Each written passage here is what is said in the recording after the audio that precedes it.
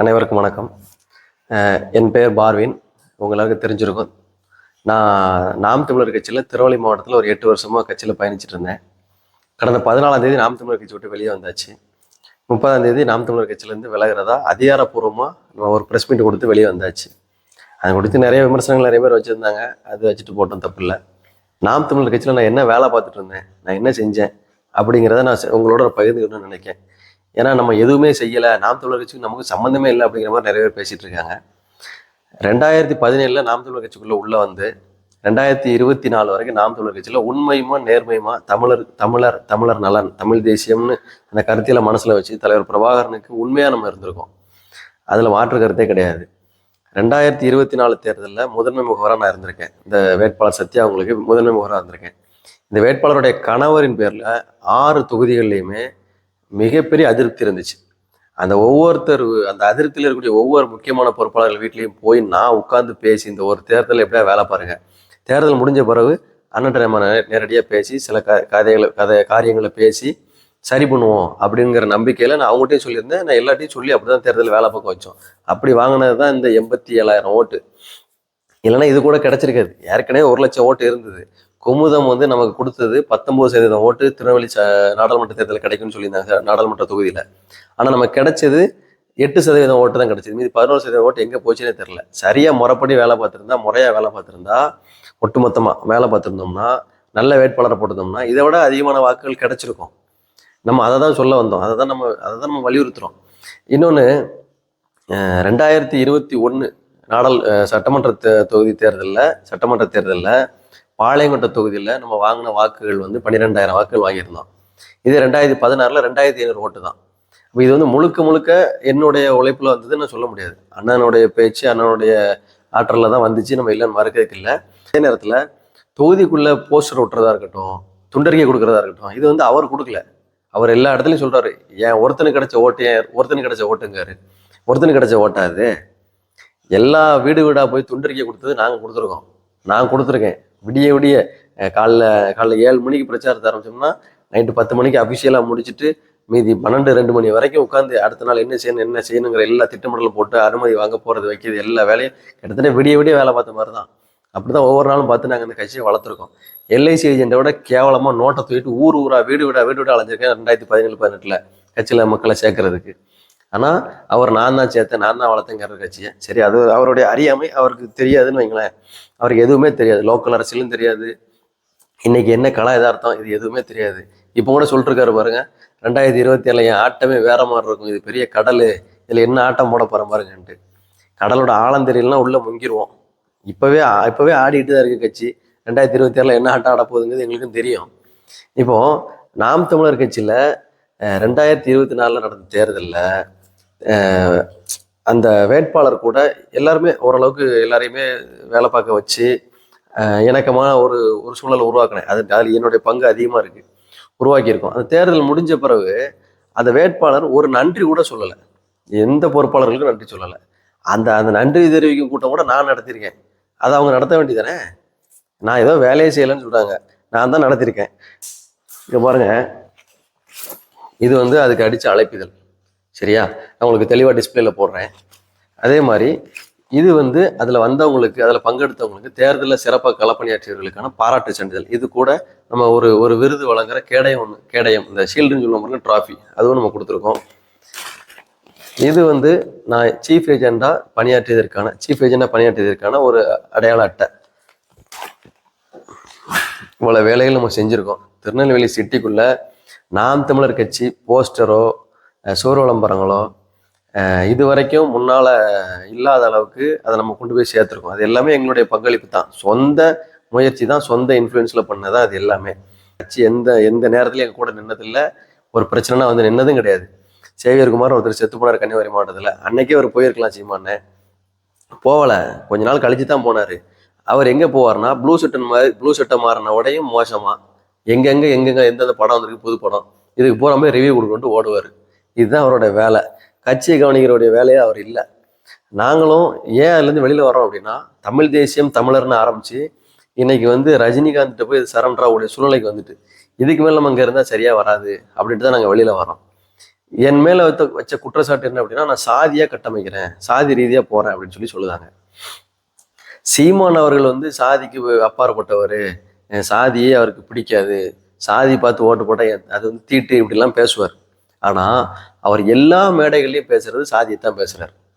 அன்னைக்கு நாங்க சண்டை போட்டு வெளியே வந்த மேடையில கூட அவர் வந்து பழனி பாபாங்கிறவர் வந்து அவர் ஒரு இஸ்லாமியர் இல்லை, அவர் இஸ்லாமியரா இருந்தாலும் அவர் வந்து ஒரு தேவர் அப்படின்னு சொல்லி பேசுறாரு. அங்க அது பேச வேண்டிய தேவையே இல்லை.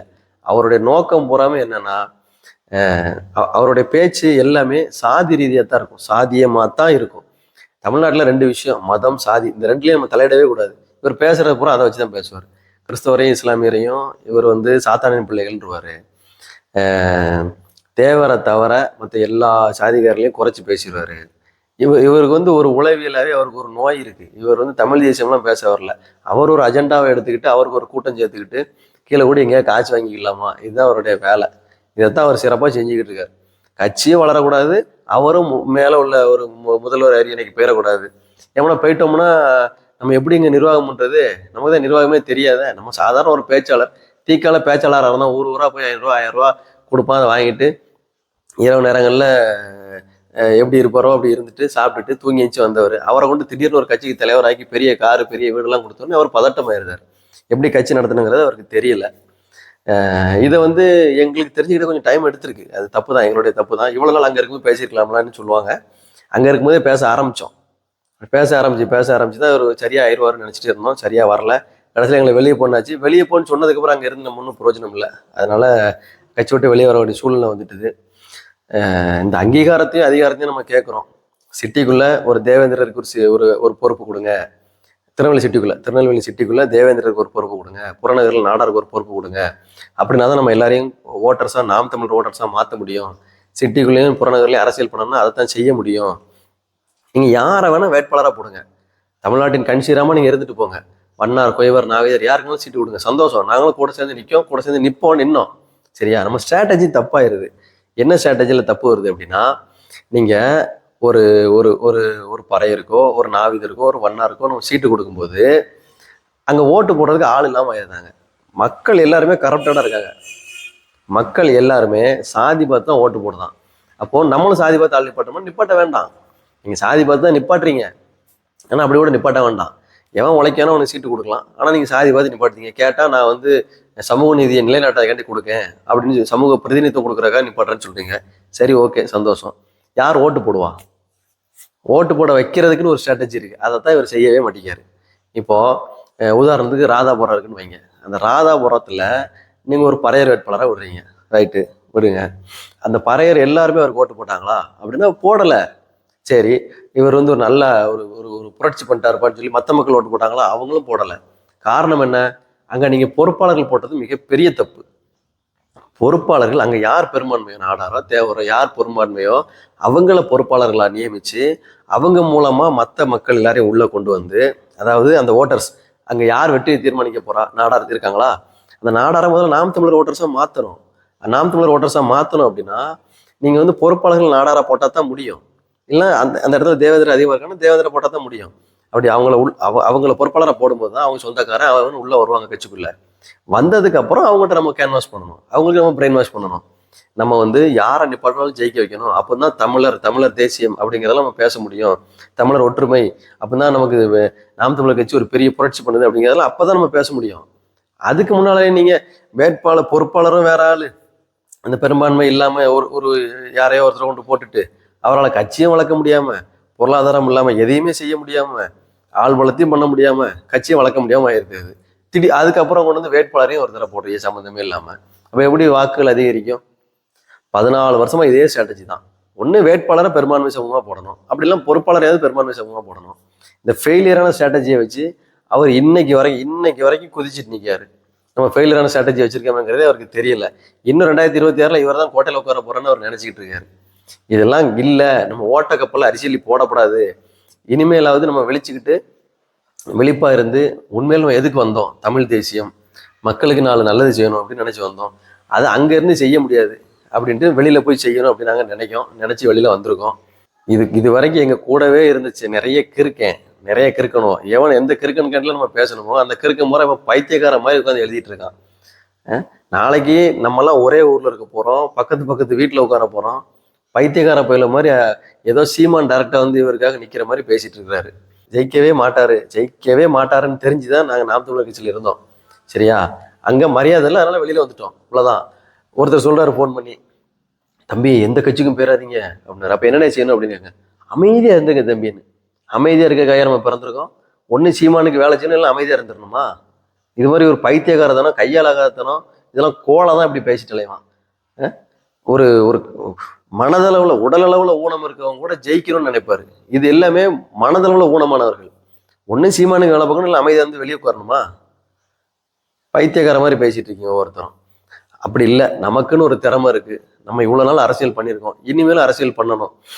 நம்ம எந்த இடம் நமக்கு சரியா இருக்கு, எங்க அதிகாரம் இருக்கோ அங்க போய் அரசியல் பண்ணி நம்ம என்ன நினைச்சிருக்கோமோ அதை மக்களுக்கு செய்யணும். இன்னொரு இடத்துல அதிகாரம் இருக்க இடத்துல வாய்ப்பை தேடி உள்ள போய் சட்டசபையில போய் தலைவரை பத்தி பேசணும், தலைவர் பிரபாகரனை பத்தி பேசணும். அதுதான் நமக்கான வெற்றி. அதை விட்டுட்டு சீமானுக்கு மேல அதிருப்தி இருக்கா, அப்போ வாய மூடிட்டு அமைதியா வீட்டுக்குள்ளே முடங்கிருங்க அப்படின்னு யாரும் இருக்காதீங்க. இனிமேல் தயவு செஞ்சு நாம் தமிழர் கட்சிக்கு உள்ள போகணும்னு நினைக்கிறவங்களும் சரி, உள்ள குமுறில் இருக்கவங்களும் சரி, தயவு செஞ்சு அந்த கட்சி கிட்டே போகாதீங்க. அது தமிழ் தேசியம் அப்படிங்கிறத நீர்த்து போக செய்யறதுக்கான அஜெண்டா தான் சீமான் பண்ணிட்டு இருக்காரு. அவர் திராவிடம் அவருடைய எதிரி கிடையாது, அவருடைய எதிரி திமுக மட்டும்தான் அவர் அடிப்பாரு. திராவிடம் அவருக்கு எதிரினா 2011 14 14 ஆமா 2011 14 இலை மலர்ந்தால் ஈழம் மலர்னு அவர் பேசியிருக்க மாட்டார். அது எப்படி பேச முடியும்? அவரு இலை மலர்ந்தா ஈழம் மலருமா? இந்த பிரச்சனை எல்லாம் எங்களுக்கு உள்ளே இருந்தது, சசிகலா ஏன் பார்க்க முடியல கூட நம்ம கேட்கும். எதுக்குமே அவர் பதில் கிடையாது. இருக்க நேரம் வெளியே போடாம பாரு. இதுக்கு மேல அங்க இருந்தா நமக்கு மரியாதை இல்லை, நமக்கும் தன்மானம் இருக்கு. அதனால இனிமேல் அந்த கட்சி விட்டு வெளியே போயிடறோன்ட்டு வந்துட்டோம். இதை இனிமேல் சேரக்கூடியவங்களும் சரி, உள்ள இப்போ குமரில் இருக்கவங்களும் சரி, தயவு செஞ்சு இதை யோசனை பண்ணி உள்ள இவ்வளவு தூரம் இருந்தவங்களுக்கும் வெற்றிக்குமரன் நம்மள அவங்க எல்லாருக்கும் தெரிஞ்சிருக்கும். பல கோடி செலவு பண்ணார், அவர் என்னை தெருவில் நிற்காரு. அதனால யோசிச்சு இனிமேல் இந்த இடம் நமக்கு சரியான இடம் இல்லை அப்படிங்கிறத உணர்ந்து வெளியில வந்துருங்க. அடுத்தால என்ன செய்யணும் அப்படிங்கிறது ஒவ்வொருத்தர் விருப்பம். தயவு செஞ்சு முடங்கி வீட்டில் இருந்துடாதீங்க, ஒரு அரசியலை பண்ணுங்க. திமுக பொறியா போங்க, அதிமுக பொறியா போங்க, காங்கிரஸ் பொறியெல்லாம் போங்க, எங்கேனாலும் போங்க. காங்கிரஸ்ல கூட நம்ம அண்ணாச்சி திருச்சி வேலுச்சாமி அண்ணாச்சி இருக்காரு, அவர் தலைவர் மேல பற்றுள்ளவர் தான், அவர் காங்கிரஸ்ல இல்லையா? அதனால அதெல்லாம் யோசிக்காதீங்க. சீமானை விட்டா வேற வழி இல்லை. அவர் சொல்லுவார், எவ்வளவு நக்கலா பேசுறாரு சீமான், கட்சியிலேருந்து வெளியே போன போற நீக்கப்பட்டவர் பாசுறேன்னு வச்சுட்டு அதில் உட்காந்துட்டு இருக்காங்க அப்படிங்காரு. எங்கேயும் போக மாட்டான் அப்படின்னு. அவருக்கு எவ்வளவு திமிரு தைரியம் இருந்து அதை பேசுவார் பாருங்க. அதெல்லாம் உடச்சு நொறுக்குங்க. அவரை விட சிறந்த ஆளுமை நம்ம எல்லாருமே. அதை மனசுல வச்சு அந்த ப்ளூ சட்டை மாறன ஓரம் கட்டுங்க. அந்த ப்ளூ சட்டை மாறனா ரிவ்யூ கொடுக்குற அந்த ப்ளூ சட்டை மாறம் கிடையாது, நம்ம ப்ளூ சட்டை மாறேன். ஏன்னா கட்சிக்காரனுக்கு ஒரு பிரச்சனை, கட்சிக்காரன் ஒன்னா இவர் வரமாட்டார், பேச மாட்டாரு. அவர் சினிமாவா போய் பார்த்துட்டு ரிவ்யூ கொடுத்த தலைவர். அதனாலதான் அவருக்கு இந்த புது பேர் வச்சிருக்கேன். அதனால தெளிவா இருங்க, இளைஞர்கள் தெளிவா இருங்க, சரியான தலைமையில தேர்ந்தெடுங்க. உங்களுக்கு அரசியல் எங்க பண்ணணுமோ, எங்க உங்களுக்கு வாய்ப்பு இருக்கோ அங்க பண்ணுங்க, உங்களுடைய அரசியல்ல பண்ணுங்க. நன்றி.